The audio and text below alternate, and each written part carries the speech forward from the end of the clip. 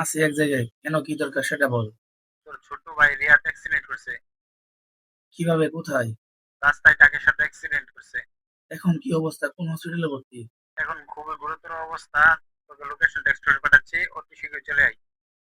ঠিক আছে, ফোন রাখাচ্ছি।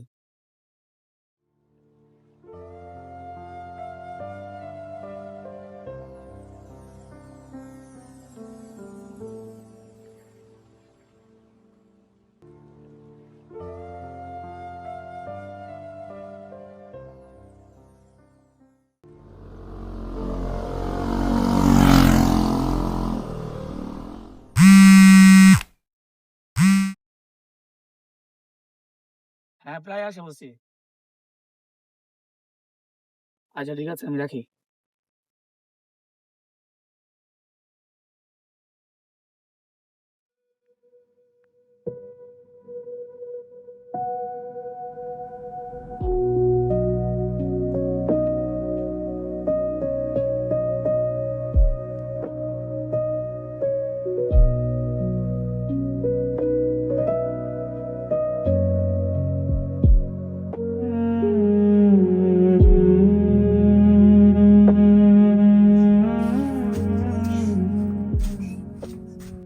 বাবা, রিয়াদের কি অবস্থা?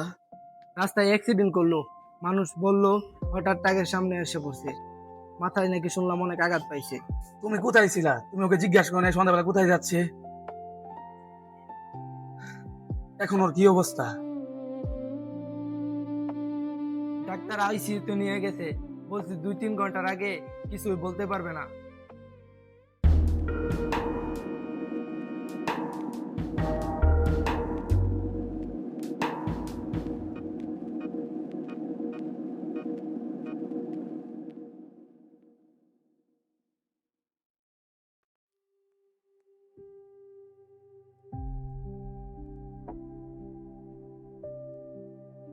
রিয়াদের এখন কি অবস্থা? উনি আপনার কি হয়? আমি ওর বড় ভাই হই।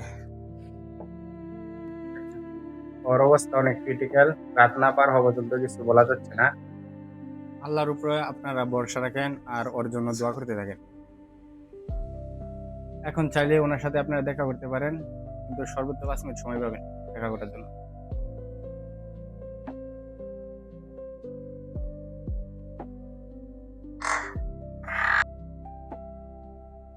আপনার ভাই হয়েছে, কিন্তু আপনার মাকে বাঁচাতে পারলাম না, মারা গেছে।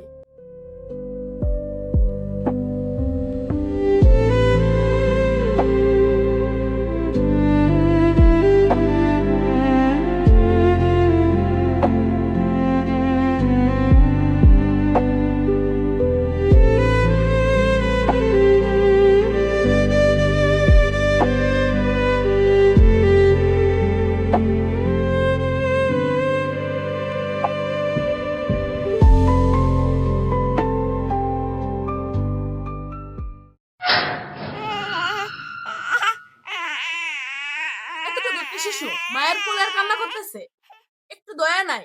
কান্না শুনে বাইরে চলে যাচ্ছে। মানুষ তার ছোট ভাইকে কিভাবে এতটা ঘৃণা করতে পারে? আস্তাও মানুষ হচ্ছে দিন দিন ছেলেটা।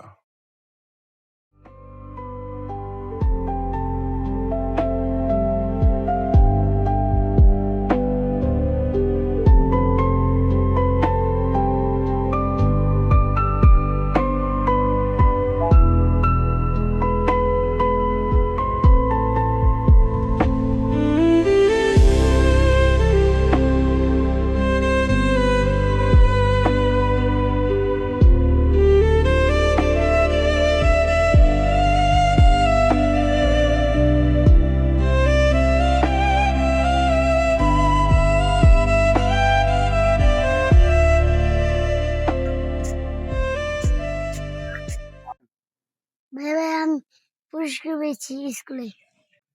পুরস্কার তো সবাই পায়, তুই তো আর এক হস না।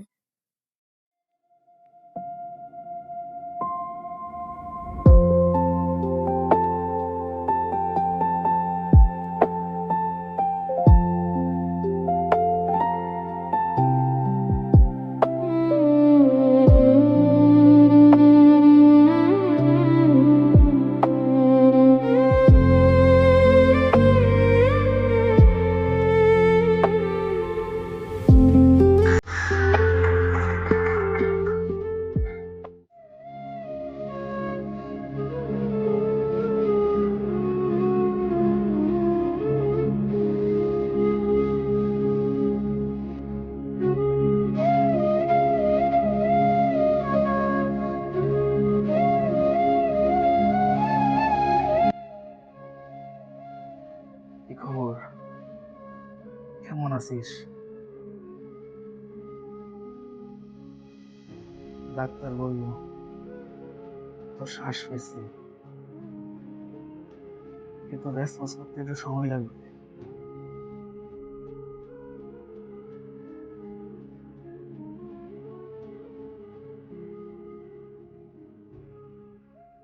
মনের ভিতর অনেক দিনের জমানো কথা আছে, আজকে বলে একটু হালকা হয়নি।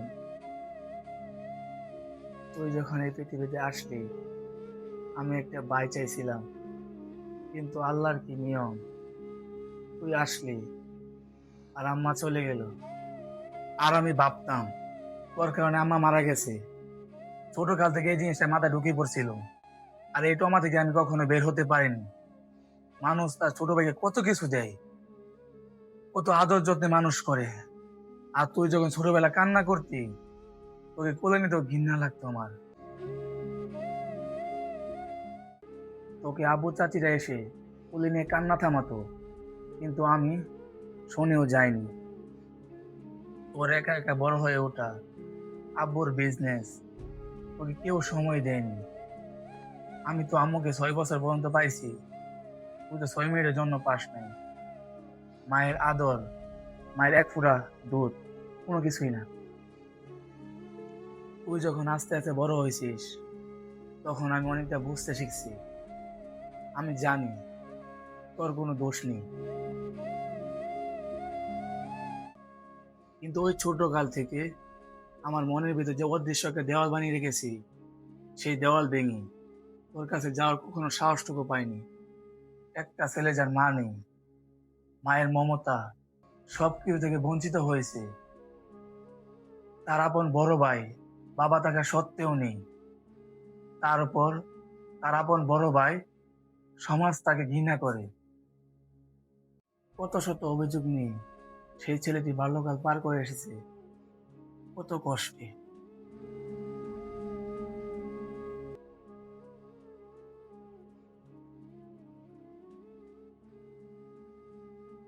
ভাই, আমার মাফ করে this.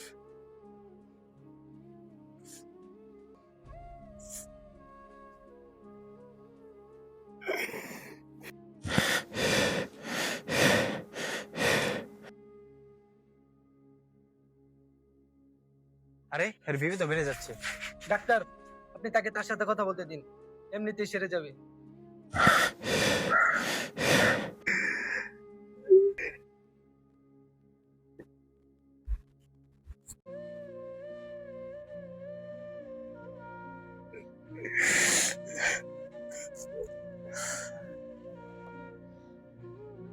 You train will me ভাইয়া। আমি জানি আমি কতটা কষ্টে আমার বাল্যকাল পার করেছি।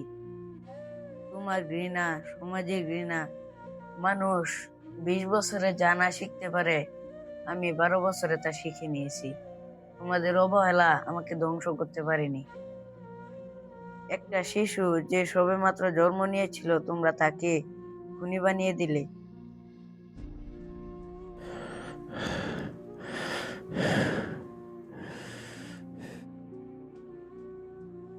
কিন্তু কেউ ভাবলো না আমি কি করলাম। জন্ম মাত্রই আমি অপরাধী হয়ে গেলাম। আমি তোমাদের থেকে ভালো করে জানি পরিবারের মানে কি। তুমি যখন বলেছিলে বাড়ি ছেড়ে চলে যাবে, তখন আমি ভাবছিলাম তুমি আমার জন্য বাড়ি ছেড়ে চলে যাবে। একদিন তোমাকে তোমার গার্লফ্রেন্ডের সাথে কথা বলতে শুনেছিলাম, তাই আমি ভাবলাম তুমি আমার উপরে বিরক্ত। আমি ভাবলাম আর কত আমিও চলে যাই সেই মায়ের কাছে যে আমাকে 1 সেকেন্ডও সময় দেয়নি। হয়তো উপরে তিনি আমাকে সময় দিতে পারবেন। আমি তোমাকে আর আব্বুকে অনেক ভালোবাসি, কিন্তু বিনিময়ে পেলাম তোমাদের কাছ থেকে ঘৃণা। তার থেকে ভাবলাম আমি আম্মুর কাছেই চলে যাই। হয়তো আম্মু আমাকে ভালোবাসে, তিনি হয়তো জানে যে আমি ওনাকে ফোন করিনি। আর সেখানে তো আর তুমি থাকবা না যে আমার আদরে ভাগ বসাইবা।